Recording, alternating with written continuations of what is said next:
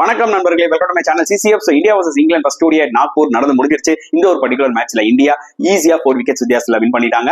And England will be so disappointed. ஏன்னா toss win பண்ணி batting எடுத்தாங்க. நல்ல ஒரு batting track. they scored only 249. டெஃபினட்டா 300 அடிச்சிருக்கணும். அண்ட் அவங்களோட ஓபனர்ஸ் நல்லா ஸ்டார்ட் கொடுத்தாங்க. சால்ட்டா இருக்கட்டும், டக்கெட்டா இருக்கட்டும், 75 ரன்ஸ். பட் ஒரு தேவையில்லாத ரன் அவுட். அதுக்கப்புறம் குயிக்கா 2 விக்கெட் விட்டாங்க. அதுக்கு ரெடி நம்ம அர்ஷித் ராணாக்கு தான் கொடுக்கணும். சால்ட் போட்டு அவரை பொழந்தாரு. அதுக்கப்புறம் கம்பேக் ஆகி 2 விக்கெட் இமிடியேட்டா எடுத்தாரு. கேமே சேஞ்ச் ஆயிடுச்சுன்னு தான் நான் சொல்லுவேன். பட் பட்லர் நல்ல ஒரு 50 அடிச்சாரு. ஒரு பக்கம் பெத்தல் நல்ல ஒரு 50 அடிச்சாரு. பட் யாராவது ஒருத்தர் ஸ்டே பண்ணி ஒரு பெரிய 100 அடிச்சிருக்கணும். அதான் அவங்க பண்ணல. இந்தியன் போலர்ஸ் எடுத்துக்கிட்டீங்கன்னா சொன்ன மாதிரி ராணா செம்மையா போட்டாரு. அண்ட் அதுக்கப்புறம் பாத்தீங்கன்னா ஜடேஜா டிபிக்கல் அவரோட ODI ஸ்பெல்ல போட்டாரு. 3 விக்கெட்ஸ் எடுத்தாரு. அண்ட் சேசிங்ல வந்து பாத்தீங்கன்னா இந்தியா வேற ட்ரபிள்ங்க. 2 ஏர்லி விக்கெட்ஸ் விட்டாங்க. ஏன்னா ஜெய்ஸ்வால் இந்த மேட்ச்ல டெபியூ ஆனாரு. அவரும் 15 அவுட் ஆயிட்டாரு. ரோஹித் சர்மாவும் சீப்பா அவுட் ஆயிட்டாரு. பட் அந்த டைம்ல ஒரு 94 ரன்ஸ் பார்ட்னர்ஷிப் ஃப்ரம் ஷேயாஸ் ஐயர் அண்ட் கில். ஐயர் வந்து வேற லெவல்ல கேமை சேஞ்ச் பண்ணாரு. கில்லும் சூப்பர் நாக் 87 ரன்ஸ். அக்சர் பட்டேலுக்கு ப்ரொமோஷன் கொடுத்தாங்க. அவரும் செமையா ஆடி ஒரு 3-2 போட்டாரு.